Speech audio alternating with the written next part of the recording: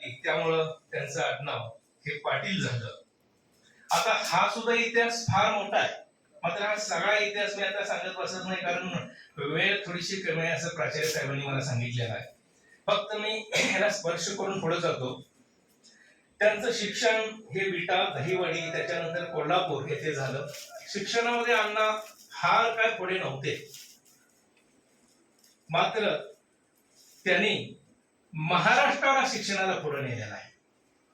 स्वतःला सरस कामगिरी त्यांना करता आली नाही, मात्र लाखो विद्यार्थ्यांचं भवितव्य अण्णांनी त्यांच्या कार्यातून, त्यांच्या संस्थांमधून घडवलेलं आपल्याला दिसतं. यातून अण्णांची महानता, अण्णांची विशालता आपल्याला दिसून येते. अण्णांच्या विषयी जर बोलायचं झालं तर ते लहानपणापासून बंडखोर वृत्तीचे होते. अन्यायाची नेहमीच त्यांना चीड होती. त्यांचं बालपण हे 18 पगड जातींच्या मुलामध्ये खेळण्यात गेलेलं आहे. त्यांना अस्पृश्यतेबद्दल त्यांच्या मनामध्ये फार चीड होती.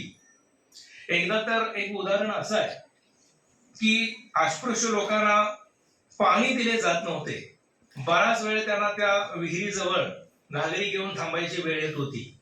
बरेच लोक येणार, पाणी घेऊन जाणार, मात्र त्यांच्याकडे कोण वाकूनही बघत नव्हतं.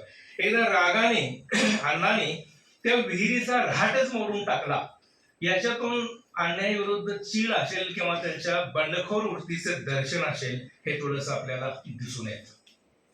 त्याच्यानंतर कुंभोज मध्ये जे त्यांचा जन्म झाला, त्यांचं ते आजोळ होतं, तिथं सत्यापाशे बंड हे एक प्रकरण आपल्याला माहिती असेल. त्याच्यानंतर वारणेचा वाघ म्हणून एक पिक्चर निघाला.